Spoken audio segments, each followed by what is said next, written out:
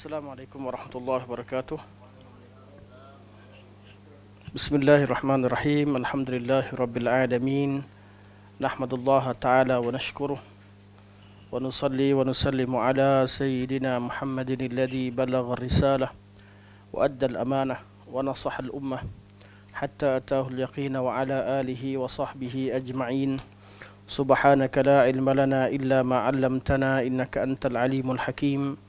رب اشرح لي صدري ويسر لي أمري واحلل عقدة من لساني يفقه قولي أما بعد فإن أصدق الحديث كتاب الله وخير الهدي هدي محمد صلى الله عليه وسلم وشر الأمور محدثاتها وكل محدثة بدعة وكل بدعة ضلالة وكل ضلالة في النار ثم أما بعد. Pertamanya kita merafakkan setinggi-tinggi kesyukuran kepada Allah Subhanahu wa taala di hari dan pada malam yang mulia ini. Allah Subhanahu wa taala memberikan kesempatan pada kita untuk memanfaatkan sebahagian daripada waktu untuk menuntut ilmu agama, untuk membincangkan sebahagian daripada isi kandungan kalam Allah dan kandungan hadis Rasulullah sallallahu alaihi wasallam. Dalam ayat Al-Quran yang kita baca lalu, Allah Subhanahu wa taala menegaskan,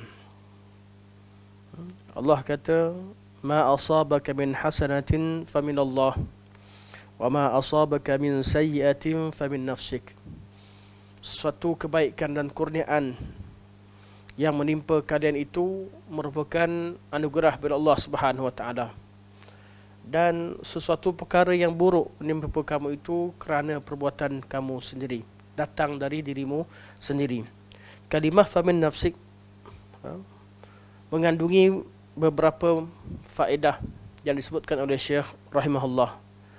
Antara faedah yang disebutkan itu adalah memperingatkan kita agar kita tidak terlalu mendabik dada bahawa kita berada di atas kebenaran dan tidak akan salah.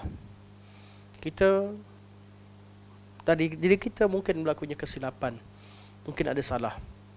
Dan kalau kita berada di atas hidayah, kita tetap menyatakan bahawa kita perlukan hidayah.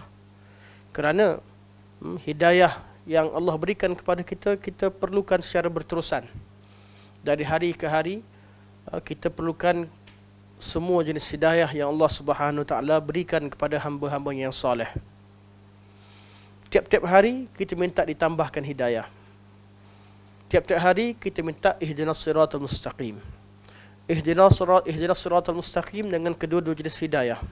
Malah ketiga-tiga jenis hidayah yang diberikan, yang disebutkan oleh ulama tentang makna siratal mustaqim. Ihdinas siratal mustaqim berarti ihdina ila siratal mustaqim. Ihdinas siratal mustaqim berarti ihdina ala siratil mustaqim. Ihdinas siratal mustaqim artinya ihdinas siratal mustaqim dengan berarti makna siratal mustaqim itu adalah sirat yang ada di hari akhirat. Kesemua makna ni diperlukan. Ihdina ila siratal mustaqim, tunjukkan kami jalan yang lurus, iaitu hidayah. Tiap-tiap hari kita minta Allah tunjukkan jalan yang lurus, iaitu minta ilmu yang benar. Tiap-tiap hari ada ilmu yang bertambah, ada pengetahuan yang kita tahu tentang kebenaran. Tiap-tiap hari kita mengetahui apa yang perlu kita buat dalam tiap-tiap urusan kita. Dan tiap-tiap hari juga kita perlukan hidayah ala sirat, iaitu tiap hari kita nak Allah Subhanahu wa taala mudahkan kita untuk kita mengamalkan semua ilmu yang kita tahu. Walaupun kita tahu bahawa kita takkan mampu mengamalkan semua yang kita tahu. Dan yang kita tak tahu sama dengan apa yang kita Syekh kata, kita tiap hari minta supaya Allah tambahkan ilmu. Dan ilmu yang kita tahu tapi kita malas nak amalkan. Jazakallahu khair, barakallahu fiik. Ilmu yang kita tahu tetapi kita bermalas-malasan untuk mengamalkannya, mungkin sama banyak dengan sesuatu yang kita tahu dan kita amalkan. Mungkin yang kita malas amalkan lebih banyak daripada yang kita amalkan.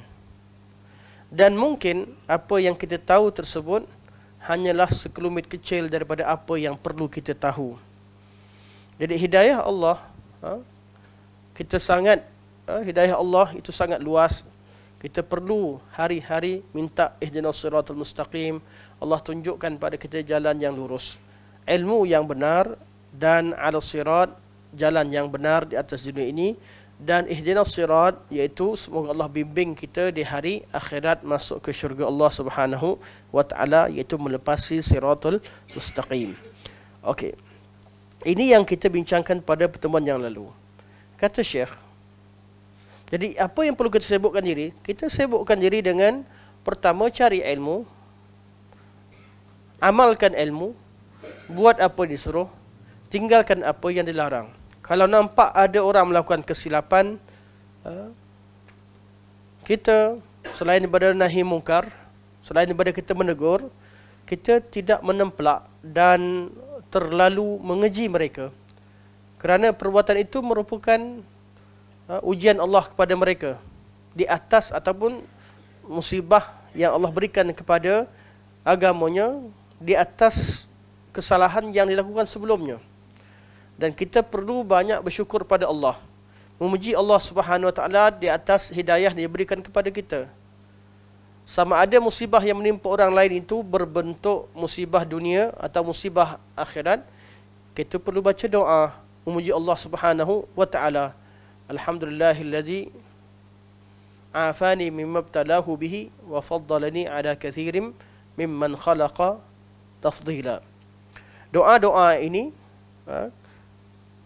memberikan peringatan kepada kita agar kita sentiasa berhati-hati terhadap diri kita sendiri. Semua orang takkan rasa dia salah. Semua orang rasa dia betul.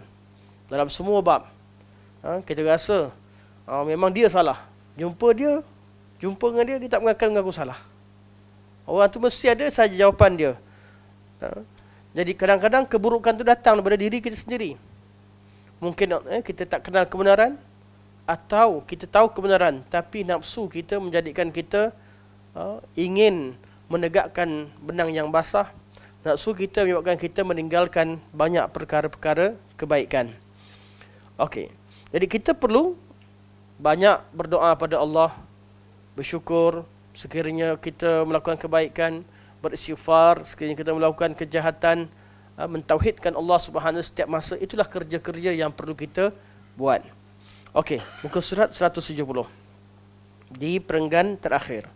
Kata Syekh, semua ini, iaitu apa yang kita sebutkan tadi, dihimpunkan oleh Rasulullah sallallahu alaihi wasallam dalam solat.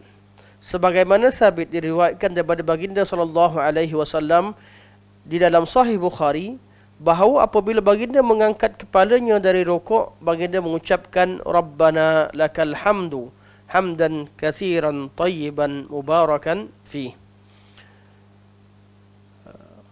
Hadis ini menunjukkan bahawa Nabi SAW yang sebut. Ada hadis lain yang diriwayatkan oleh Rifa'ah, beliau mengatakan bahawa yang menyebutkannya itu adalah seorang lelaki. Ketika dia bangun daripada rukuk, disebut Sami Allahu liman, disebut Rabbana lakal hamd hamdan katsiran tayyiban mubarakan fi. Dan ada riwayat yang lain sebut, Nabi kata, kalau kamu dengar imam baca Sami Allahu liman hamidah, hendaklah kamu sebut Rabbana lakal hamd. Lafaz pada Rabbana lakal hamd ada 4 wajah. Rabbana lakal hamd, Rabbana walakal hamd, Allahumma Rabbana lakal hamd, dan Allahumma Rabbana walakal hamd. Allahumma Rabbana walakal hamd, kata Ibn Qayyim, tidak warid. Kata Ibn Qayyim tidak sabit, tidak warid. namun atas dasar ilmiah lafaz Rabbana walakal hamd terdapat dalam riwayat Imam Muslim. Ya. Mungkin beliau tidak perasan itu yang disebutkan oleh syurah selepas beliau. Jadi keempat lafaz ini warid daripada Nabi sallallahu alaihi wasallam. Maknanya kalau lepas pada sami Allahu liman hamidah sebut Rabbana lakal hamd atau Rabbana walakal hamd atau Allahumma Rabbana lakal hamd atau Allahumma Rabbana walakal hamd. Keempat-empatnya warid. Apa maksud sami Allahu liman hamidah? Sami'a, Allah mendengar. Allah, sami Allah, Allah mendengar. Liman hamidah, bagi sesiapa yang memujinya. Apa maksud mendengar sini? Apa maksud mendengar? Kalau orang tak puji Allah, Allah dengar tak? Orang yang tidak melakukan ibadah, cakap sia-sia, yang tak memuji Allah, Allah dengar tidak? Dengar. Apa maksud sami Allahu liman hamidah? Dengar ada dua maksud. Semua sifat ibang bererti dengar, lihat, Allah melihat, Allah dengar, atau ma'iyah, Allah bersama, atau Allah mengetahui. Sifat-sifat yang begini ada dua. Satu, sifat dikatakan khas, dan kedua am. Dengar secara am dan dengar secara khusus. Dengar secara am artinya Allah Subhanahu wa taala mendengar semua suara hamba-hambanya. Allah dengar. Maksud dengar pendengaran yang khusus, Allah Subhanahu wa taala mendengar artinya memberikan pahala sekiranya itu bentuk pujian, atau menerima doa sekiranya itu bentuk permintaan. Jadi dengar bukan sekadar dengar, tapi dengar sini dengan as-sam'ul khas, pendengaran yang khusus. Itu Allah Subhanahu wa taala sami'allahu liman hamidah, Allah mendengar orang-orang yang memujinya. Artinya Allah Subhanahu wa taala mendengar, menerima dan sedia memakbulkan permintaan mereka. Kerana ketika rukuk mereka memuji Allah Subhanahu wa taala. Kerana rukuk manusia memuji Allah Subhanahu wa taala. Subhana rabbiyal a'la atau subhana rabbiyal a'la wa bihamdih. Manusia mentasbihkan Allah, memuji Allah Subhanahu wa taala. Jadi kalimah sami Allahu liman hamidah, kalimah ini kalimah yang diucapkan oleh orang-orang yang selesai daripada rukuk. Bila diucapkan ketika pergerakan, sama ada takbir atau yang sehukum dengannya. Sama ada kalimah Allahu Akbar atau kalimah sami Allahu liman hamidah, dibaca bila? Ketika pergerakan. Ketika pergerakan. Kerana bacaan ketika sujud ada bacaannya. Ketika rukuk ada bacaannya. Jadi kalimah kita jadi imam kadang-kadang Allahu Akbar, bila nak baca bacaan takbir intiqal ni, bacaan yang kita baca takbir ataupun yang seumpama dengan seperti sami Allahu liman hamidah, kita baca ketika pergerakan intiqal tersebut, ketika perubahan rukun, ketika kita bergerak tu baca Allahu Akbar. Jangan baca sebelum, jangan baca selepas. Ada imam, sebagaimana imam, dia baca dulu sebelum dia rukuk. Allahu Akbar, orang dah rukuk baru dia rukuk depan. Ada yang silap, baca dulu. Ada yang baca kemudian. Dia tak nak orang rukuk sebelum dia sujud dulu, lurus, baru baca Allahu Akbar. Sebenarnya sujud ada bacaannya. Sujud ada bacaannya, Subhana rabbiyal azim. Sujud. Rukuk ada bacaannya, Subhana rabbiyal azim. Jadi, dan tiap-tiap rukun itu ada bacaan-bacaannya. Bacaan intiqal ketika pergerakan. Ketika bergerak. Kalau dalam keadaan sampai sebagian ulama kata tak sah, sebahagian kaul, tapi kaul ni tidak tak kuat lah, tidak hujah yang mengatakan sampai batal solat, tak patutlah. Cuma tidak kuat. Cuma yang sebaiknya kita tahu bahawa takbir intiqal kita baca ketika intiqal. Jadi ketika kita rukuk kita baca subhana rabbiyal azim. Selepas memuji Allah Subhanahu wa taala, kita bangun sami Allahu liman hamidah. Serentak itu lebih sempurna menurut pandangan Ibnu Hajar rahimahullah. Kerana bagi beliau pergerakan dan bacaan tadi bila dibaca serentak ia memudahkan makmum untuk mengetahui pergerakan imam. Jadi makmum yang dengar imam maksud sami Allahu liman hamidah, imam dah selesai baru dia bangun. Dan manakala orang-orang yang tidak mendengar, mereka dapat melihat pergerakan. Kalau bab rokok ni, mereka tengok orang yang depan mereka. Kalau dalam tempat yang lain berdiri, mereka boleh tengok imam. Orang yang tidak mendengar atau yang jauh tak dengar suara imam, mereka mengetahui pergerakan imam melalui pergerakan tadi, mengetahui perubahan imam daripada berdiri kepada rukuk tadi melalui pergerakan. Dan orang yang dekat tahu melalui pendengaran. Jadi serentak. Itu kata Ibn Hajar. Namun itu merupakan satu saranan untuk maslahat tadi. Secara umumnya, hukumnya terletak pada yang penting bacaan Allahu Akbar atau Sami Allahu liman hamidah tadi ketika kita sedang bergerak. Ketika kita berpindah daripada satu rukun kepada rukun yang lain. Apa makna Sami Allah? Allah mendengar.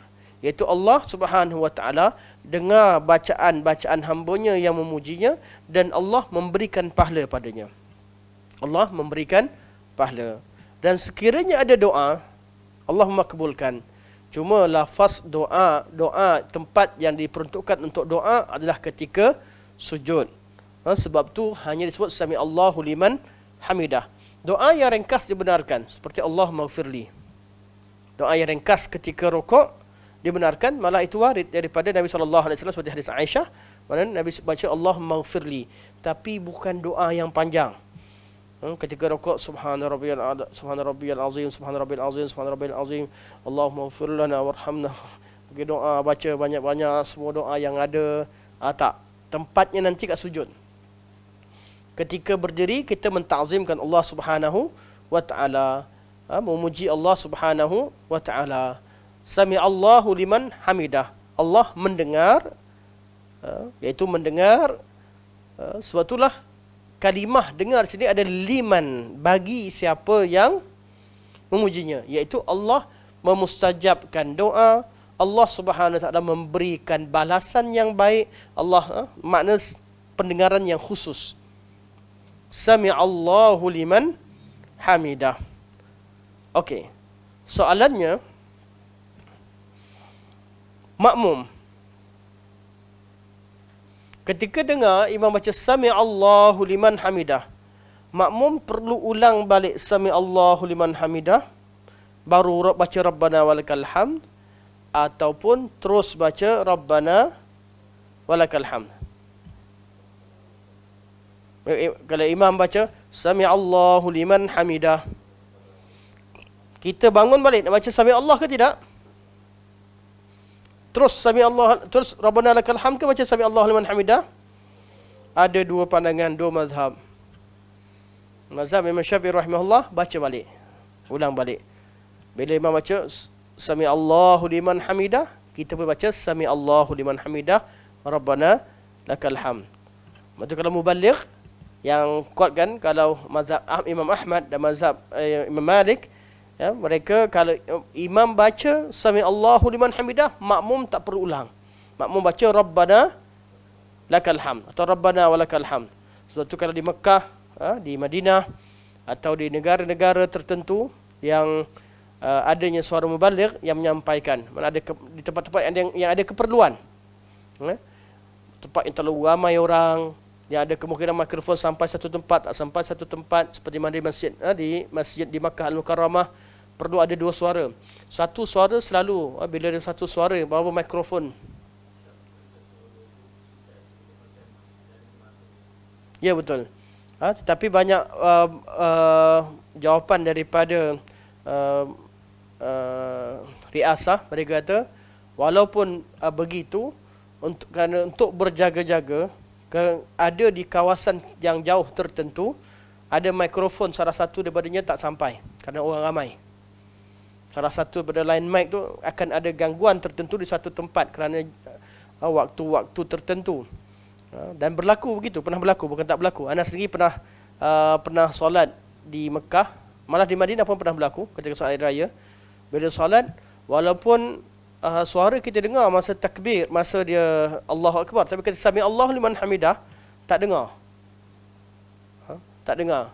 Dengar-dengar, membalik, ya sami Allahu liman hamidah, Rabbana lakal hamd, itu dengar. Oh, maksudnya kadang-kadang, yang betul lah, kadang-kadang tak sampai. Kenapa? Tempat-tempat besar begini mereka buat, mereka masih amalkan untuk jaga maslahah. Orang ramai, kalau salah kat surau kecil, kita boleh nampak orang depan.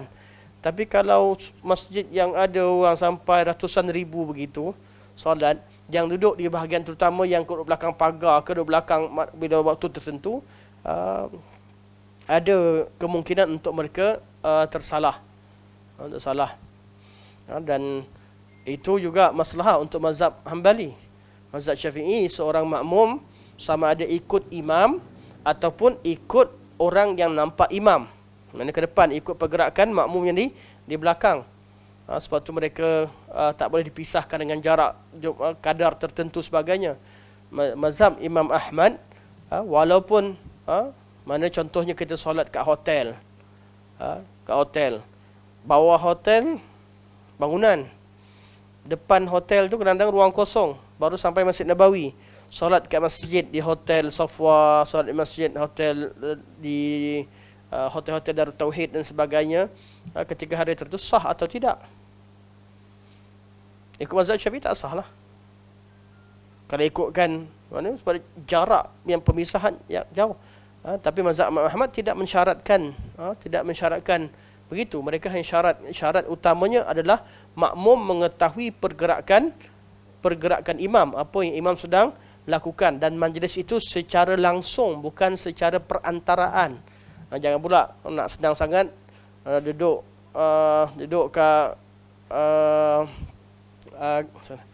kat mana-mana, buka TV, ikut kat TV. Saya nak baca, saya nak solat belakang imam Masjidil Haram, hari-hari duduk ikut, tak boleh. Atau duduk tempat lain, dia dalam satu majlis, hanya dipisahkan dengan kata. Jadi bila kita lihat kepada keperluan tersebut, memang ada keperluan. Walaupun sebahagian daripada ulama di Arab Saudi sendiri yang membantah perkara tersebut, dan mereka menganggap adanya mubalik pada zaman sekarang seperti bid'ah, kerana amalan itu dilakukan kerana ada ilahnya, ada keperluannya. Kalau tak ada perlu, perkara tidak buat juga dianggap sebagai bid'ah. Jadi kalau kita jangan terkejutlah dalam masalah amalan sebahagian daripada ulama buat, ulama lain kata bid'ah. Kerana bid'ah itu ada level-levelnya. Ada bid'ah yang memang ahli bid'ah yang perlu kita buang, kita hajar, bid'ah qadariyah, bid'ah syiah, bid'ah yang besar, bid'ah akidah dan sebagainya. Ada bid'ah ibadah yang buat menari dalam zikir sambil menari, yang melompat dan sebagainya. Ada bid'ah artinya dilihat lebih dekat kepada bid'ah. Namun ada perbincangan. Hukum-hukum begini kita perlu tahu kadarnya, kedudukan istilah bid'ah tersebut. Jadi sebahagian daripada amalan yang dianggap sebagai masyru', disyariatkan oleh sebahagian ulama, dianggap oleh ulama lain sebagai bid'ah. Kerana istilahnya dua, Nabi ajar, kalau Nabi ajar sunnah, benda Nabi tak ajar bid'ah. Cuma kita perlu meraihkan khilaf. Cuma dalam memberi pandangan khilaf macam mana sekalipun, kalau kita kata memang tak ada, kita yakin tak ada, habis orang buat macam mana? Bid'ah pada kita, nisbah pada kita. berbeza daripada satu masalah yang memang tidak ada dasarnya, maka kita perlu hukum bid'ah dengan tegas. Kita hukum bid'ah dengan tegas. Berbeza masalah yang ada perbincangan ulama. Bid'ah di sisi kita. Seperti kunut. Kunut bid'ah di sisi mazhab Hanafi. Tapi sunat adalah mazhab Syafi'i. Kita tak boleh menafikan, tak boleh marah orang yang kata sunat, tak boleh marah orang kata bid'ah. Sebab ketika mereka melakukan bid'ah tersebut, mereka tidak bid'ah menghukumkan orangnya sebagai ahli bid'ah, tapi menghukumkan pada amalan tersebut. Kerana mereka menganggap tidak sabit daripada Nabi SAW. Dan pelakunya mereka kata, situ, kalau pelakunya menganggap itu masyru' dan ada dalilnya, semoga Allah berikan pahala pada ijtihadnya. Tapi bab ni bab ada dalil. Bab tak ada dalil, pelakunya buat juga, tak ada dalil, buat juga, tak ada buat juga, pelakunya perlu diperingatkan. Dia lebih berat daripada orang yang buat berbeza. Bukan berat lah, yang khilaf tu khilaf muktabar, kita orang awam ikutlah ulama'. Qaul-qaul yang muktabar, semua qaul dalam mazhab, semua qaul-qaul yang ada dalam mazhab ulama-ulama Islam ini, yang qaul dikeluarkan ulama-ulama Islam yang layak mengeluarkan pandangan, adalah qaul muktabar. Terutamanya qaul dalam mazhab yang 4, yang masyhur, yang telah dinilai oleh ribuan malah jutaan ulama. Jadi kita tak boleh membida'ahkan mana-mana amalan yang muktabar dalam mana-mana mazhab. Cuma ada sebahagian amalan dalam satu mazhab disebutkan oleh sebahagian ulama, namun amalan tersebut juga tidak diamalkan, hanya disebutkan dalam kitab-kitab. Amalan begini tidak perlu dihidupkan, kerana kebiasaannya amalan ini ulama dalam mazhab sendiri sebenarnya menolak secara praktikal untuk menerima amalan-amalan tersebut. Seperti azan dengan tambah Sayyidina dalam mazhab Syafi'i, walaupun dalam kitab disebut tapi tak diamalkan. Dan perkara-perkara begini tak perlu dihidupkan, kerana ulama dalam mazhab sendiri walaupun kaedahnya menyebutkan boleh wujud, namun dari segi praktikalnya mereka sendiri tidak mempraktikkan. Kerana kalaulah perkara ini diwarisi, sudah pasti kita akan dapati bahawa di seluruh negara yang bermazhab Syafi'i akan menambahkan Sayyidina, tapi perkara ini tidak diamalkan. Artinya ulama mazhab dalam sebahagian daripada masalah yang wujud dalam kitab, ianya merupakan masalah yang terkait dengan masalah ilmiah, namun segi amalan ianya tak diamalkan walaupun oleh sahibul qaul itu sendiri. Okey. Rabbana lakal hamdu hamdan kathiran. Okey, Rabb bila sami Allahu liman hamidah. Okey, macam mana nak baca? Okey, ada dua qaul. Mengikut mazhab Syafi'i kita kena ulang balik sami Allahu liman hamidah. Sebab tu kita jumpa balik, kita kadang-kadang masjid berputus, ada breakout contoh. Ada pakcik-pakcik yang jadi mubalik supaya jemaah belakang dengar. Sami Allahu liman hamidah. Apa pakcik biasa pakcik sebut? Sami Allahu liman hamidah. Salah tidak? Tidak salah. Itulah pandangan dalam mazhab Syafi'i. Walaupun sebagian Syafi'iyah juga sama dengan yang lain. Kenapa? Kerana ada hadis. Kalau hadis Nabi, riwayat yang kata bila kamu mendengar imam baca sami Allahu liman hamidah, hendaklah kalian katakan Rabbana lakal hamd. Ini riwayat yang dipegang oleh mazhab Hanbali dan mazhab Maliki. Jagoh dalam mempertahankan perkara mazhab Maliki. Mazhab Hanbali sebagai riwayat. Mazhab Hanbali ada riwayat bersama Syafi'i, ada riwayat bersama dengan Imam Malik. Dan yang mengatakan perlu kita baca sami Allahu liman hamidah, mereka mengambil dalil yang umum, sallu kama raaitumuni usalli. Salatlah kalian bagaimana kalian nampak aku salat. Dan dalam hadis ini Nabi baca sami Allahu liman hamidah, kemudian Nabi baca Rabbana lakal hamd. Jadi kita ikut Nabi. Nabi baca sami Allahu liman hamidah dan Nabi juga baca Rabbana lakal hamd. Jadi dalam bab ini perlu bertolak ansur dan berlapang dada antara satu sama lain. Rabbana lakal hamd. Rabbana, takdirnya ya Rabbana. Takdir artinya jangan sebut, tapi maksudnya Rabb, ya Rabbana. Bab zikrullah tak boleh kita baca dengan makna. Kita baca dengan lafaz yang diajarkan oleh Rasulullah. Walaupun maknanya dari segi nahwu ada kalimah ya Rabbana. Rabbana, Tuhan kami, artinya wahai Tuhan kami. Bahasa Melayu pun macam tu juga. Tuhan kami, sesungguhnya kami ini. Maksudnya wahai Tuhan, Tuhan kami. Ada ya di situ. Sebab itu ba itu berbaris atas. Munada. Rabbana. Munada ni selepas kalimah ya, huruf kalimah selepasnya, munada yang mudhaf perlu dibariskan atas. Contoh ya Rasulullah. Jangan baca ya Rasulullah. Baca ya Rasulullah salah. Ya Rasulullah salah nahu. Yang betulnya ya Rasulullah. Lam itu baris atas. Bila dia jadi mudhaf artinya dia ada sandaran selepas ya Rasulullah. Tapi kalau dia sendiri sahaja, tak ada mudhaf, baris depan. Macam biasalah ya Rasulu. Ya Rasul, ya Rasulu, ya Nabiyyu. Kalau ada, tapi tak jumpalah untuk lafaz yang untuk Rasulullah dan Nabiullah semua sekali diidhafahkan kepada Allah Subhanahu wa taala. Jadi ya Rasulullah, ya Nabi, ya Allah. Jadi kata Rabbana. Kita baca Rabbana sebab asalnya kalimah itu ada ya Rabb, ya Rabbana. Okey. Rabbana, Rabb kami. Itu wahai Tuhan kami. Wahai Rabb kami. Kenapa sebut Rabb? Kerana kita nak puji Allah. Kita puji Allah di atas sifat rububiyahnya. Seperti kata Alhamdulillahi Rabbil Alamin. Segala puji bagi Allah yang Tuhan yang mencipta, mengatur dan berkuasa di seluruh alam. Sama juga di sini kita baca Rabbana lakal hamdu. Sama dengan alhamdulillah. Makna Rabbana lakal hamd sama dengan makna alhamdulillahi rabbil alamin. Rabbana lakal hamdu. Laka makna lillahi. Kalau tu kepada Allah jadi lillahi alhamdu. Kalau terbalikkan ayat mana? Alhamdulillah. Ka situ Allah. Rabbana wahai Tuhan kami. Lakal hamdu.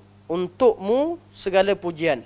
Mu situ Allah. Kalau gantikan ka itu dengan Allah, lillah. Lillahil hamdu. Artinya alhamdulillah.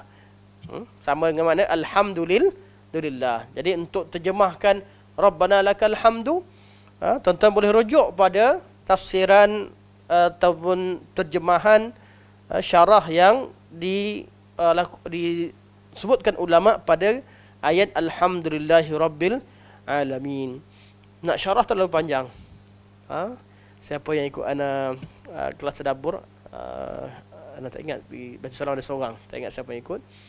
Alhamdulillah kita ambil masa dua kali kelas atau 3 kali kelas untuk syarahkan Alhamdulillahi Rabbil Alamin. Artinya satu kelas 1 jam setengah atau 1 jam 15 tu lama. Yang apa yang ulama sebutlah, nak bacakan baliklah apa yang ulama sebut. Maksudnya kalau syarahkan panjang, dia terlalu panjang.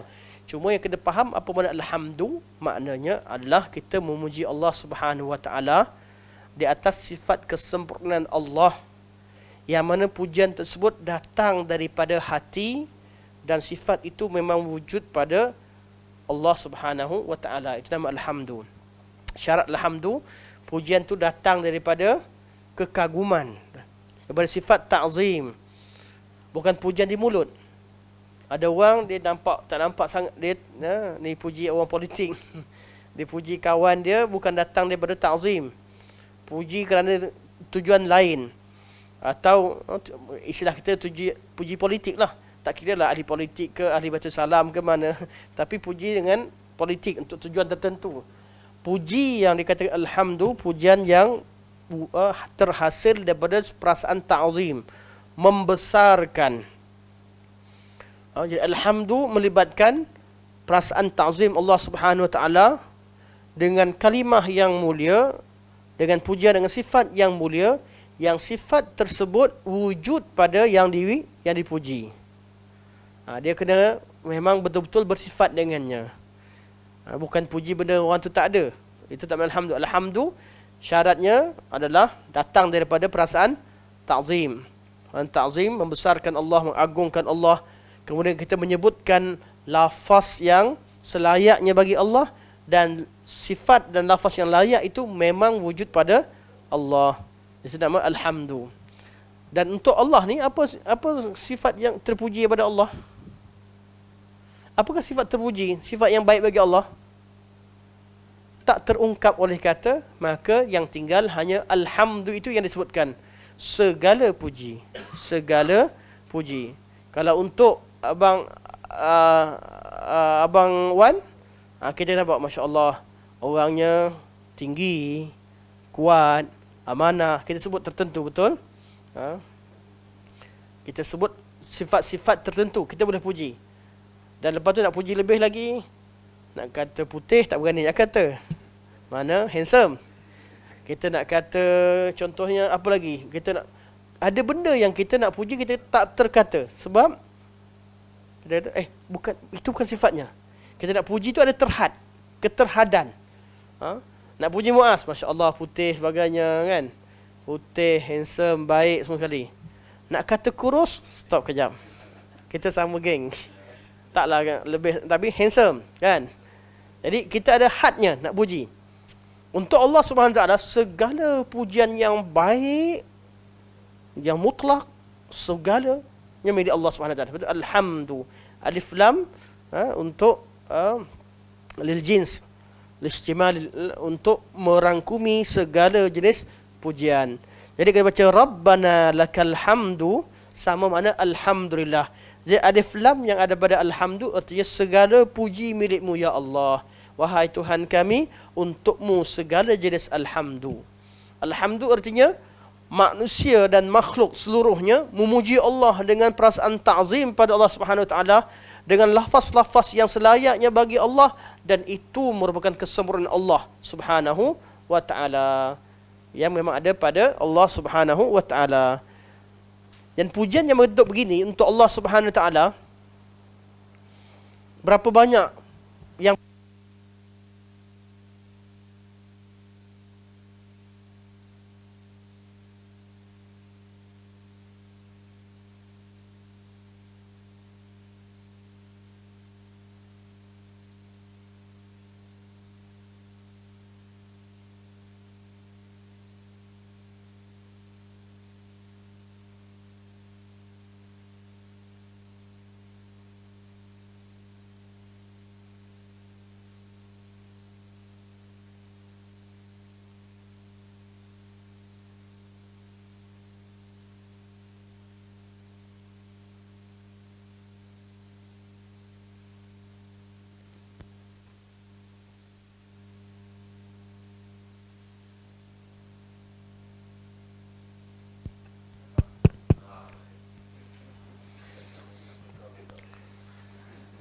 blackout.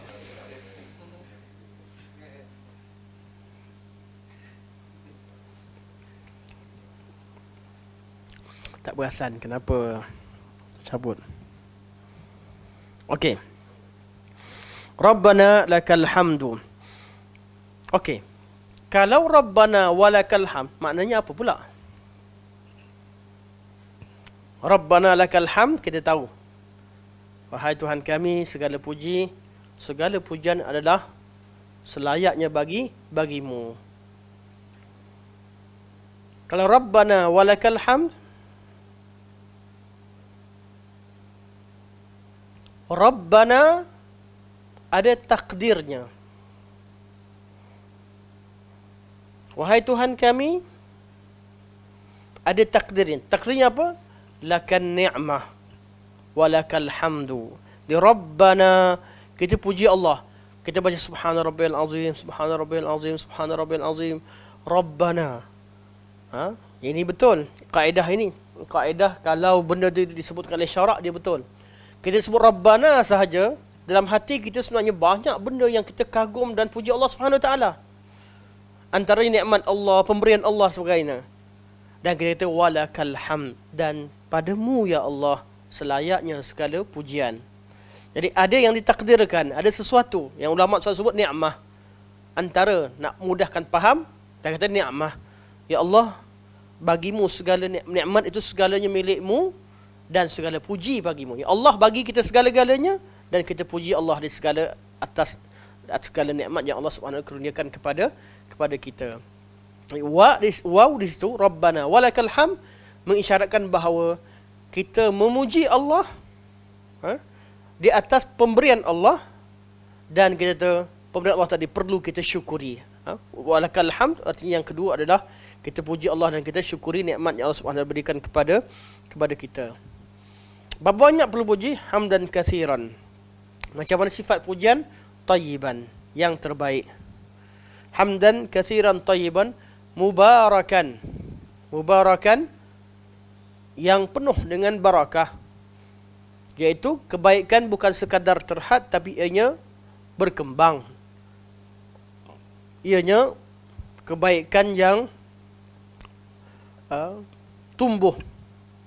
Barakah yang berasal dari kalimah birkah, iaitu kolam, bukan kolah. Kolam nampak sama. Air perigi dengan air kolah masjid nampak sama. Yang satu datang 100 orang ambil air orang wuduk, habis. Air itu namanya kolah.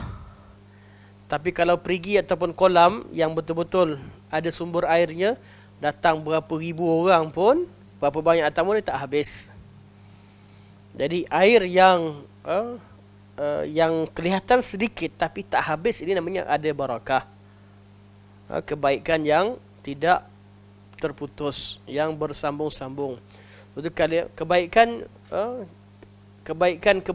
yang berterusan itu dinamakan sebagai barakah.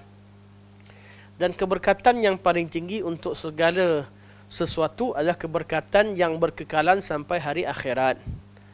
Mana dia ada kebaikan barakah yang kekal sampai ke anak cucu, barakah sampai ke sini, sampai ke mana, barakah doakan keberkatan. Dan keberkatan yang paling utama adalah bila ianya kekal selama-lamanya, tak putus. Kalau sampai hari akhirat, tak putuslah. Kita masuk syurga selama-lamanya. Dapat pahala tu manfaatkan kita selama-lamanya. Jadi kebaikan harta yang barakah yang sebenar adalah harta yang menyebabkan kita dapat pahala, yang memberi manfaat kepada kita sampai hari akhirat dan sampai selama-lamanya. Hari akhirat jadi sampai selama-lamanya, tak putus-putus. Tidak putus-putus.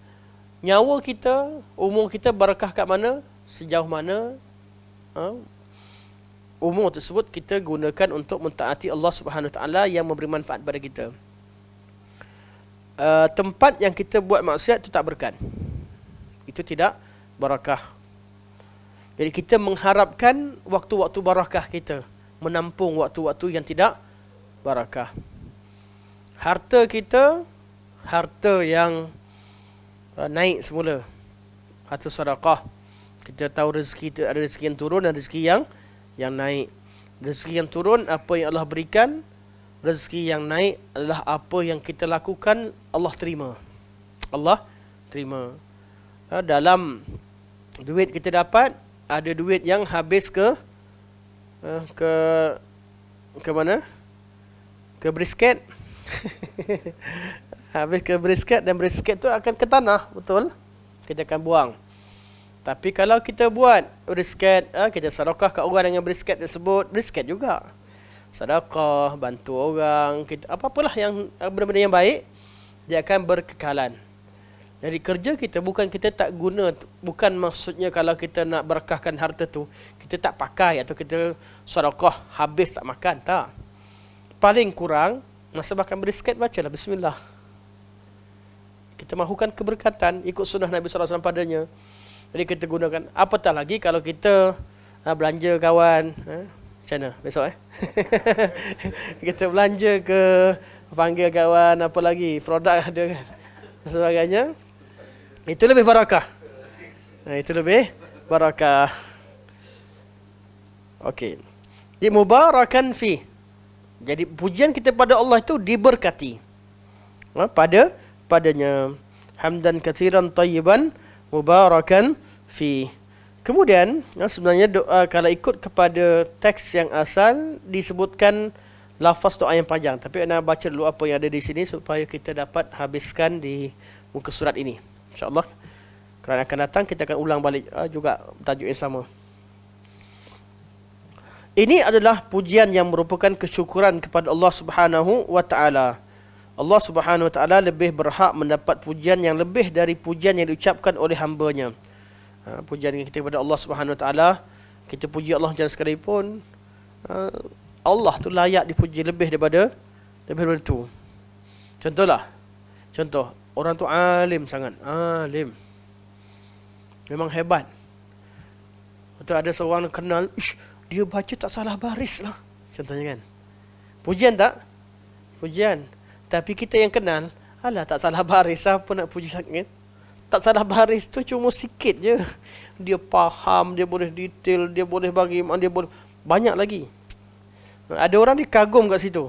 Ui, dia baca tak salah baris. Ada orang kata, dia baca bunyi lah.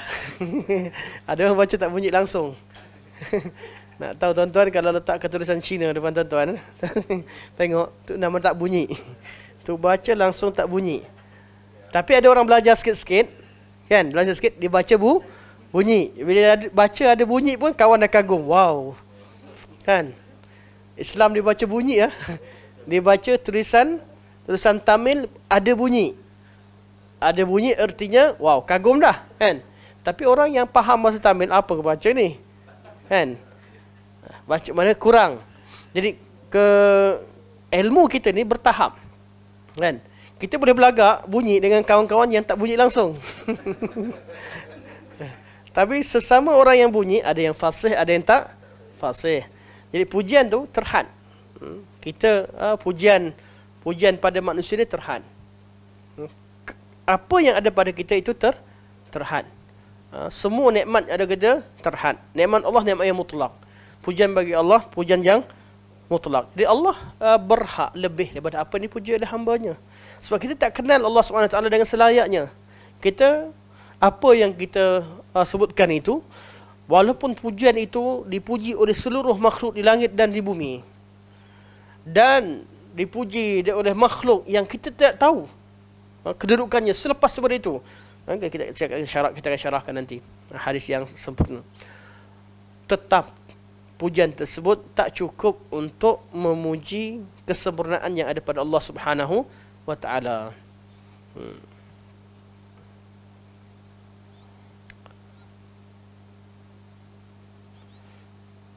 Selepas doa itu baginda mengucapkan, tidak ada penghalang bagi apa yang engkau mahu berikan, dan tidak ada yang boleh memberi apa yang engkau halang. Tidak ada gunanya orang lain di samping engkau. Ini sikit terjemahan. Siapa boleh terjemahkan? Ini zikir yang antum tuan-tuan hafal.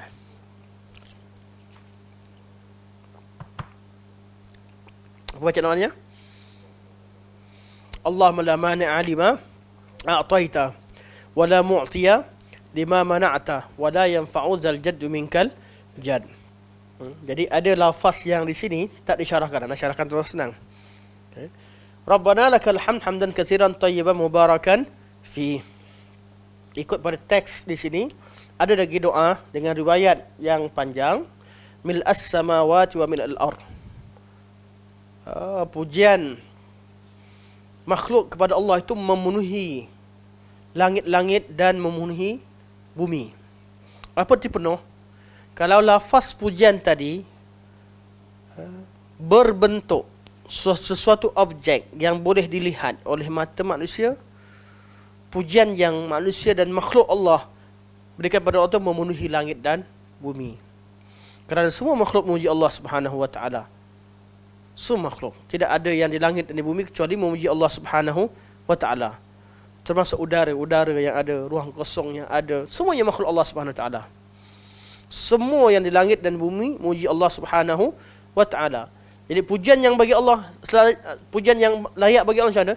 Yang kita puji. Tapi seluruh makhluk dari langit dan bumi memuji Allah Subhanahu wa taala, memenuhi langit dan bumi. Dan kalau pujian mereka itu dapat dilihat, seperti hari akhirat. Hari akhirat, perkataan zikir kita dan perkataan-perkataan kita dapat dilihat. Dan dari situlah ditimbang. Kalimah la ilaha illallah lebih berat daripada bumi dan segala isinya. Kerana kalimah itu akan membentuk objek yang boleh ditimbang, dapat dilihat. Segala perkara yang maknawi di dunia ini menjadi perkara hissi di hari akhirat. Orang yang tidak adil kat dunia tak nampak apa-apa. Hari akhirat baru nampak, oh, tak adil. Rupanya dia menanggung dosa sampai berat badannya separuh.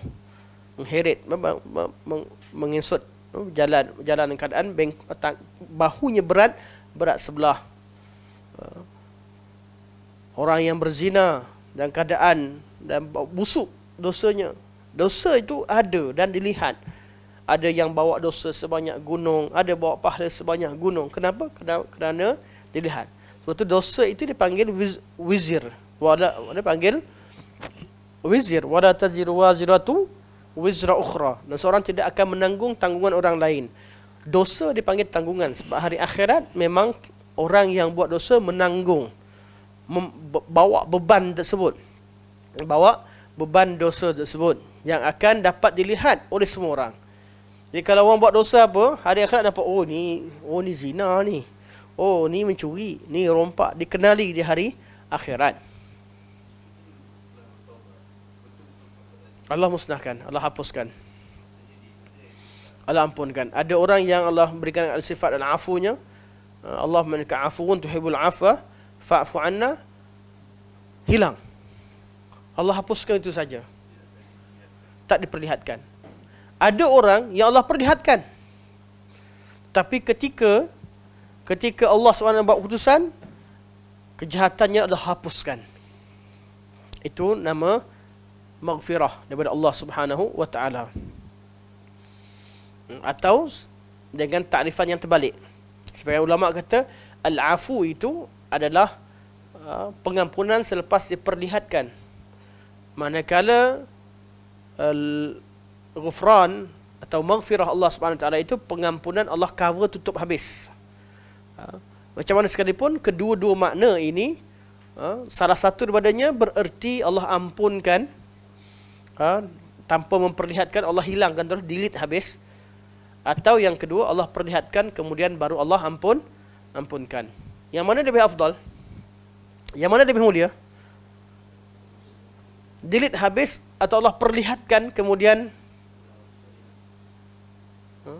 Khilaf ulama. Kedua-duanya bentuk pengampunan Allah Subhanahu wa taala. Ada orang bawa dosa yang besar, Allah gantikan sebanyak dosa itu jadi kebaikan. Di atas kebaikan-kebaikan yang digantikan selepas kesalahan yang dilakukan. Menggantikan suatu kesalahan dengan kebaikan. Allah ampunkan dan Allah perlihatkan banyak dosa dia, tapi Allah dia dah berubah jadi dosa tadi berubah jadi kebaikan. Seluruh manusia di hari kiamat dapat melihat dan mengenal segala jenis dosa. Itu di hari akhirat. Sebab tu kalau disebut solat datang, surah Al-Mulk datang, bukan Al-Quran tu datang. Kata Quran datang, bukan Quran. Quran tu kalamullah. Tapi pahala Al-Quran. Pahala Al-Quran. Pahala solat. Bukan solat datang. Pahala solat kita datang. Pahala sekian dan sekian yang berhujah untuk kita. Bukan setakat boleh nampak, mereka pun boleh bercakap. Bacaan-bacaan zikir kita, Al-Quran, solat, puasa sebagainya, bukan sekadar dapat dilihat, mereka pun makhluk Allah. Mereka pun berbicara, mempertahankan pemiliknya.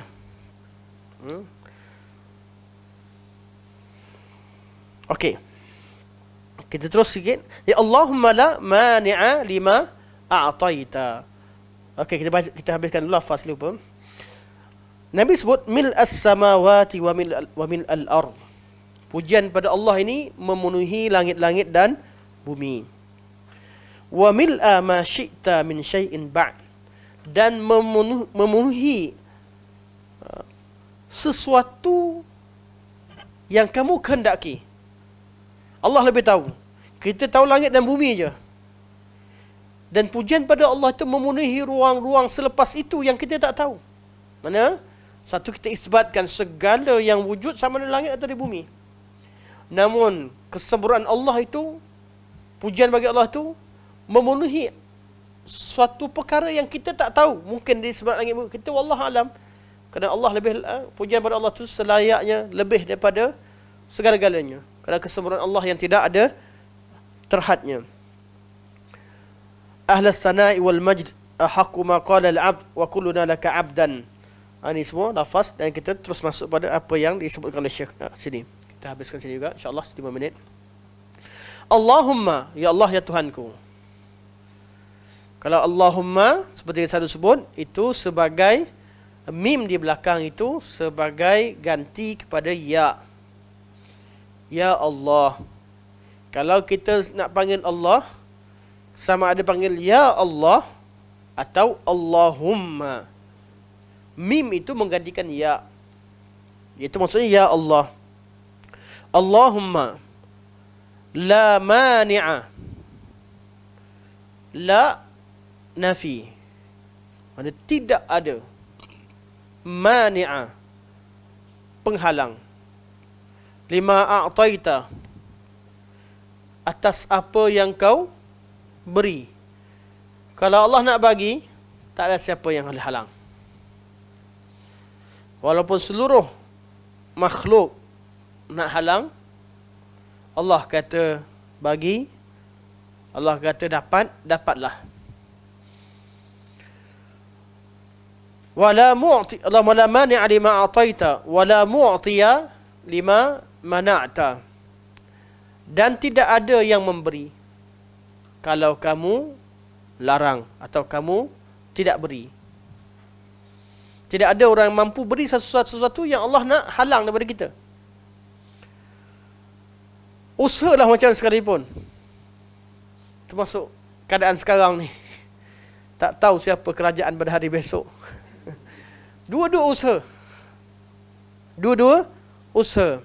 Wala mu'tiya lima, Allahumma la mani'a lima mana'ta, Allahumma la mani'a lima a'taita wala mu'tiya lima mana'ta. Kita usaha je. Jadi lumrahlah dua-dua pihak berusaha. Usaha semampu yang mungkin kedua-dua pihak. Dan pihak mana sekalipun usahalah. Tetapi yang terjadi apa yang Allah Subhanahu Wa Taala kehendaki. Dan tak semestinya yang dapat tu itu confirm dia pihak benar, tak. Kerana bab iradah kauniyah tidak boleh dijadikan hujah ke atas iradah syar'iyah. Betul? Kaedah kita belajar. Tidak boleh berhujah dengan iradah kauniyah ke atas iradah syar'iyah. Itu kaedah tauhid yang penting. Tidak boleh berhujah dengan qada qadar ke atas agama seseorang. Atau tak boleh berhujah dengan hukum qada qadar untuk membuktikan kebenaran agama seseorang. Kebenaran agama dilihat kepada nas, Al-Quran dan sunnah. Siapa ikut Quran betul, siapa ikut sunnah betul. Berjaya, menang, kalah, ini qada qadar. Qada qadar. Okay. Nabi SAW, an-nasru yang zahir hanya berlaku pada selepas pembukaan kota Mekah. Kalau dinilai oleh manusia sebelum itu, mereka mungkin nampak an-nasru yang tak nampak tadi, mereka nampak kalah. Ketika Nabi dikeluarkan daripada Mekah, Nabi menang. Allah kata, illa tansuruhu faqad nasarahullah. Kalau kalian tak bantu dia, Allah dah bagikan kemenangan dan bantu dia. Id akhrajahul ladina kafaru thani ithnain. Tatkala mereka berdua dihalau keluar dari kampungnya, Allah kata Allah menangkan dia. Id huma fil ghar. Tatkala mereka berdua bersembunyi dalam gua. Id yaqulu li sahibihi la tahzan innallaha ma'ana. Ketika kaum musyrikin datang bawa senjata, Abu Bakar rasa takut. Nabi kata la tahzan, jangan kamu sedih, Allah bersama kita. Fa anzalallahu sakinatahu alaihi. Allah turunkan ketenangan bagi dia. Jadi Allah kata menang. Raca pandangan kita, kita jangan tengok kepada kemenangan yang zahir, yang nampak gitu saja. Kemenangan sebenar adalah kita berjaya ikut hukum Allah. Apa yang kita buat ikut apa Allah nak, buat dengan amanah. Kalau dapat kuasa, berkuasa dan gunakanlah kuasa tersebut dengan amanah. Itu kita menang. Walaupun terpaksa kalah. Walaupun terpaksa kalah dari segi pertandingan sifat zahir dalam pandangan manusia. Kalah kursi tak apa. Tapi jangan buat benda yang haram. Hilang pengikut tak apa. Tapi jangan sampai hilang prinsip, hilang agama dan sebagainya. Dapat pertahankan agama, dapat pertahankan hak, dapat pertahankan amanah dan sebagainya, itu kemenangan sebenar. Orang, kalau kita mampu melahirkan, semua orang mempertahankan amanah, pertahankan agamanya. Kalau datang kemenangan satu hari, kemenangan berserta dengan izzah. Kemenangan berserta dengan prinsip. Prinsip itu kekal. Okey. Allah la mani'a lima ataita wa la mu'tiya lima mana'ta. Tak ada siapa yang bagi kalau kamu halang. Wa la yanfa'u dzal jaddi minkal jad. Dan tidak memberi manfaat dzal jaddi, orang yang memiliki harta. Al-jad boleh berarti harta, atau al-has, orang yang memiliki nasib yang baik. Ada pangkat. Kita kat dunia ni, kita nak minta tolong siapa? Tak tolong orang ada duit, ada pangkat, orang ada nama, orang ada, semua orang yang ada. Something yang kita miliki, yang kita ada, yang boleh kita banggakan, dia nama jad. Walaupun kalimah jad ini lebih terfokus kepada harta. Wa annahu ta'ala jadda rabbina. Sesungguhnya Allah Subhanahu wa taala yang memberikan nikmat-nikmatnya. Jad ni nikmat, harta, pangkat, rezeki, tapi fokus pada harta. Kata, kita baca, semua yang apa yang Allah nak bagi, tak ada siapa yang halang. Kalau Allah halang, tak ada siapa yang beri. Dan semua yang ada something, yang ada harta, yang ada pangkat, yang ada segala nama jad semua sekali ini, minkal jad, semua milik kamu, kamu yang bagi. Orang ada pangkat, kita kadang-kadang kita nak minta dengan, minta tolong dia lah, dia ada duit. Minta dengan Allah dulu, doa dengan Allah. Harta dia tu harta Allah, Allah yang bagi kat dia. Betul? Allah yang miliki. Contohnya lah, kita ada kaya, kita bagi anak kita RM100. Orang nak pinjam dengan duit anak kita RM10. Boleh minta dengan dia. Tapi hakikatnya ayah dia ada pilihan lagi, ayah dia boleh halang. Jangan. Betul tak? Ayah yang ada duit kata, jangan kasih. Sebab anak walaupun memiliki, dia tengok ayah dulu. Duit tu ayah dia kasih. Kita bukan bebas.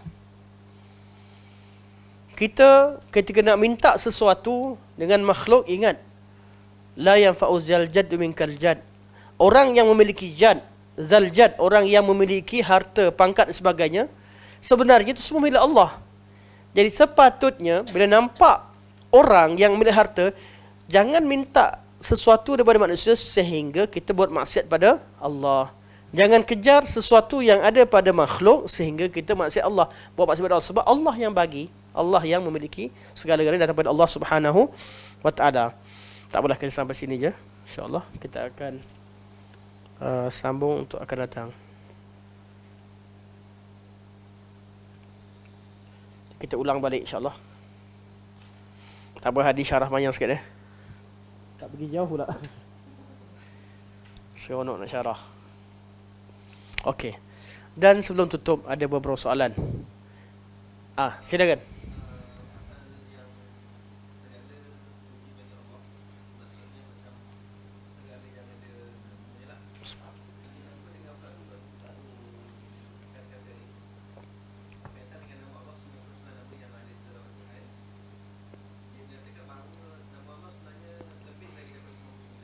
Ya. Bukan pendapat ana, ulama ijma' bahawa nama Allah lebih daripada 99.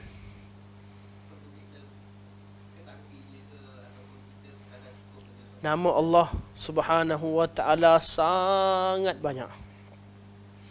Namun yang diturunkan Al-Quranul Karim itu yang sabit, yang kita boleh isbatkan pada Allah hanyalah nama yang ada dalam Al-Quran dan As-Sunnah. Jangan pandai-pandai namakan Allah dengan istilah kita. Allah ada nama yang selayaknya, yang selayak biar Allah yang tahu.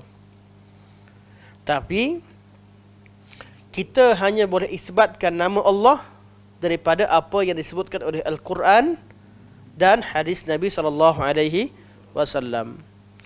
Kalau kita buka Al-Quran dan hadis, kita dapati nama Allah lebih daripada 100. Ada yang kata 116, ada 130, ada 160 dan sebagainya. Berdasarkan kepada cara kira.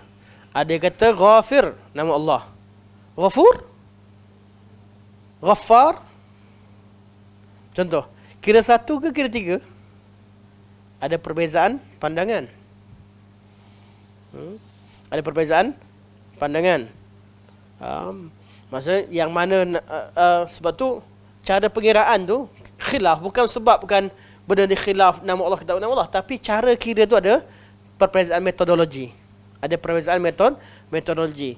Cara nak kira perkataan yang berasal pada lafaz yang sama, mempunyai makna yang lebih kurang sama, ada yang dikira satu ataupun berlainan. Sebab tu nama Allah lebih daripada 99. Cuma 99 Nabi hadkan itu bagi siapa yang memahami daripada nama Allah yang banyak itu. Ada orang yang faham, yang hafal, faham dan beramal dengan sesuatu sesuai dengan tuntutan nama tersebut, baginya syurga. Baginya syurga. Sebab tu nak beramal macam mana? Kena belajar lah, asal maksudnya. Belajar, faham. Lepas faham, kita akan beramal. Kita akan tahu cara beramal dengan tiap-tiap nama Allah Subhanahu wa ta'ala. Sama ada amal dengan cara buat doa ataupun dengan harian. Kita tahu di sebalik ini kenapa kita ni syukur pada Allah, kita terima nikmat, sebab kita tahu Allah Subhanahu wa ta'ala itu yang maha mentakdirkan. Contoh, jadi kita amal dengannya. Bagi kita tak minta dengan orang, tahan diri, ada masalah. Innallahu war-razzaq dzul quwwatil matin. Kita kata Allah tu yang maha memberi. Kadang-kadang kita wakal pada Allah dengan apa? Kita jaga air muka kita daripada minta dengan makhluk, bergantung hanya pada Allah Subhanahu wa ta'ala, sebagai beramal dengan sebahagian daripada sifat-sifat Allah Subhanahu wa ta'ala, dengan nama-nama yang terkandung dalam sifat-sifat Allah, terkandung dalam nama Allah Subhanahu wa ta'ala. Ini beramal lah. Tengok pada nama banyak-banyak tu, tengok berapa banyak yang kita dah amal. Baca, faham, amal. Baca, faham, amal. Faham, amal. Yakin, faham, amal. Macam mana cara amal? Itu dalam Asmaul Husna. Ada nama yang melahirkan perasaan ta'zim. Ada nama melahirkan perasaan takut. Ada nama yang melahirkan perasaan raja. Segala perasaan yang ada dalam agama ni, kita dapat tahu dan dapat rasa bila menyebut nama-nama Allah. Contoh kita baca Alhamdulillahirrabbilalamin. Nama Rabb melahirkan mahabbah. Ar-Rahmanir-Rahim melahirkan perasaan raja. Maliki Yaumiddin, Allah Maha membalas. Allah Raja melahirkan perasaan khauf dan sebagainya. Tiap-tiap nama Allah itu apabila sebut, ada interaksinya untuk kita amalkan dalam kehidupan harian kita. InsyaAllah. Wawan nak jawab kat bawah ke jawab mesej tu? Jawab dalam kelas? Dalam kelas? Okeylah. Sebab Wawan dah hantar mesej awal-awal. Dia kata, Ustaz, soalan saya jangan lupa. Okey. Dah mana sama Wawan tadi? Okey. Soalan ni dah datang. Siap pesan, Ustaz. Soalan saya tu takut lupa.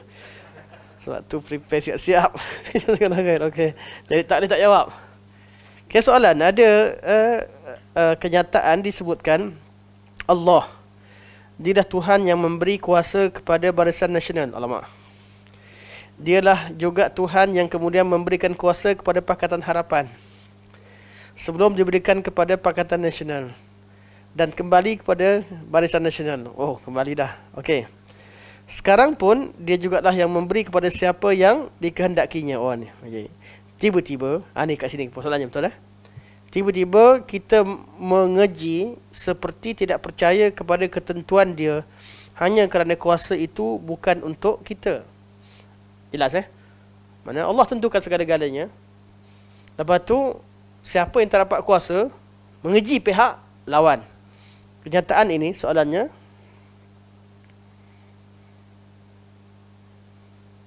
nak baca tak apa Ustaz, adakah penisbahan sebegini dibolehkan ataupun tidak? Adakah akan nampak kepada kekurangan kepada Allah bagi setengah orang yang tidak belajar agama secara mendalam? Apakah yang sebegini dibolehkan? Seperti kuliah Ustaz minggu lepas. Okey. Penisbahan begini, dia kembali kepada makna qulillahumma malikal mulk tu'til mulka man tasha wa tanzi'ul mulka mimman tasha wa tu'izzu man tasha wa tudhillu man tasha biyadikal khair innaka ala kulli syai'in qadir. Apa yang disebutkan berkaitan dengan Allah tidak ada masalah. Kenyataan kedua, mengeji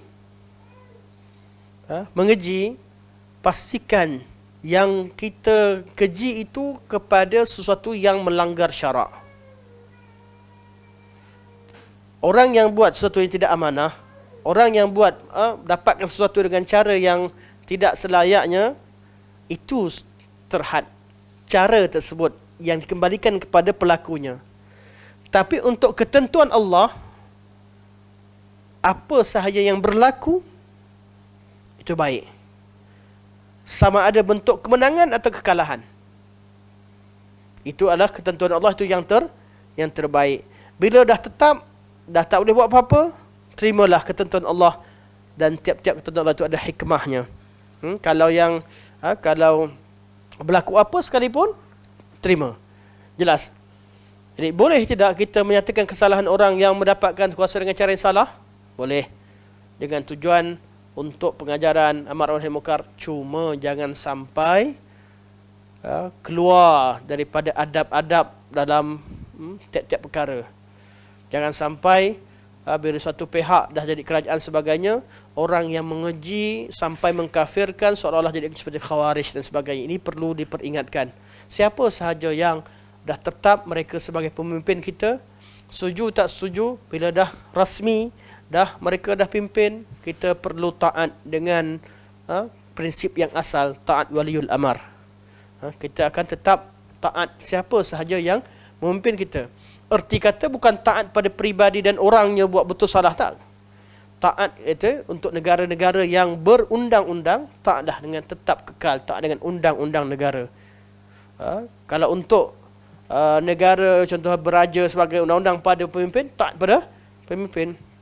Untuk negara yang berperlembagaan dan ada undang-undang, kita taat pada pemimpin, iaitu dengan erti kata taat kepada undang-undang dan segala pihaknya, segala perintah pihak berwajib.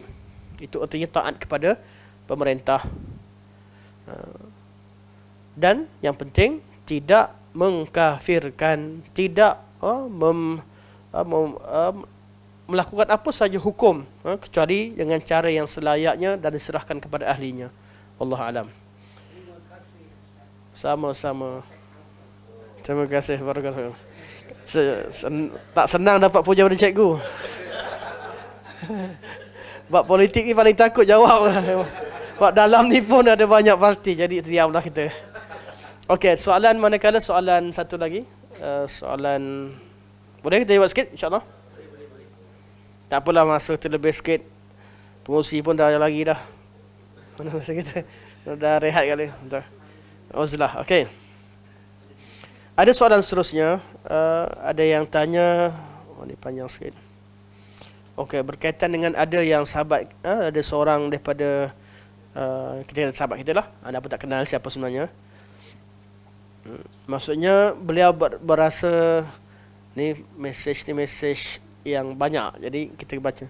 Beliau rasa ragu-ragu dengan rezeki yang beliau dapat kerana bos beliau membawa masuk minuman jus buah yang mengandungi alkohol 0.5%. 0.5%. Dan ana fikir ada yang tulis 0.5, ada buah-buahan yang tulis 0.05. Yang penting apa hukum minum minuman yang mengandungi alkohol. Satu, haram kita minum arak, jelas Arak hukumnya haram. Tidak ada syak. Arak hukumnya haram. Semua arak mengandungi alkohol, betul? Okey, ini sepakat. Jadi arak yang mengandung alkohol arak haram secara mutlak. Sedikit ataupun banyak. Jelas? Mana alkohol arak haram secara mutlak, sedikit ataupun banyak. Jangan pergi ambil whisky sikit je Ustaz, letak kat masakan, tak apa. Tak boleh. Alkohol arak hukumnya haram. Namun tidak semua alkohol itu arak. Betul?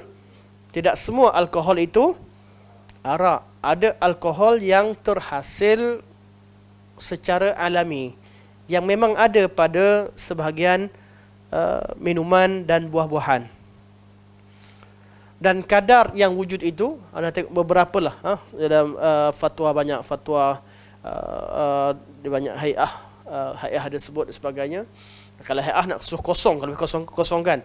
Tapi alkohol yang wujud dalam buah-buahan ataupun pada tempat tertentu, kalau dia secara alami, wujud secara alami, bukan dibuat, bukan diperam dan yang wujud pada secara alami, tidak akan melebihi 0.5. Jadi kadarnya akan tapai ke, nak makan apa sekalipun, kadarnya bila kurang pada 0.5 atau lebih rendah pada 0.5%, makan satu tempayan pun dia tak mabuk. Artinya sikit kita makan, banyak kita makan takkan mabuk. Dia bukan arak, dia alkohol tapi bukan arak. Jelas? Tapi kalau memang arak, orang buat arak kemudian dia kata ambil sikit je, berapa persen sekalipun, haram. Tapi sesuatu yang bukan arak, dia bukan arak, tapi wujud alkohol padanya, bukan tujuan untuk dicipta arak. Kadar itu, kalau lebih 0.5 ikut kajian pakar-pakar lah. Mereka kalau lebih 0.5 dia akan mabuk. Dia akan jadi arak lah. Maksudnya kalau kadar tu memang wujud secara alami, bukan diwujudkan, bukan diambil pada arak, memang wujud secara alami dan tak lebih pada 0.5, hukumnya adalah harus. Jadi kalau minuman ni, minuman yang dibincangkan, yang ada dalam soalan ni, minuman ini saya tak tahu jenama apa. Kalau minuman itu memang orang buat minuman yang tidak ada arak, yang dibuat dan tak melalui proses arak, hukumnya halal. Tapi kalau minuman itu dibuat oleh syarikat arak, kemudian dihilangkan araknya, atau cuka daripada kilang arak dan sebagainya, haram. Yang diproses daripada arak, supaya tidak memberi ruang kepada mana-mana perusahaan, mana-mana syarikat untuk menjadikan alasan buat arak kerana ingin buat cuka, sebagai contoh. Tak boleh. Kalau buat cuka, dia tak buka langsung. Dah jadi cuka baru dia buka. Bukan pergi ambil arak buat cuka. Tak. Dia memang simpan dan dia buka, tahu dah jadi cuka baru dia guna pakai. Dia tak ada usik apa langsung. Tu orang buat cuka. Kalau orang buat arak, dia memang nak arak tu. Bukan tak laku arak pergi buat cuka. Sebab itu lebih baik kalau minuman itu dikeluarkan oleh syarikat-syarikat arak, dikhawatiri. Wallahualam, tak tahu proses macam mana. Bergantung pada kerajaan juga yang JAKIM juga yang menetapkan halal atau tidak. Tapi untuk personal kita, kalau itu dia buat oleh syarikat arak, ada kemungkinan juga dia melalui proses seperti arak. Jelas? Jadi kalau alkohol yang bukan arak, contohnya alkohol yang ada pada minyak wangi sebagainya, jangan makanlah. Kalau makan dia racun. Tapi dia jadi boleh guna pakai je tak? Wallahu alam, dia bukan alkohol arak tadi. Dia alkohol yang bukan arak. Wallahu taala alam. Ya.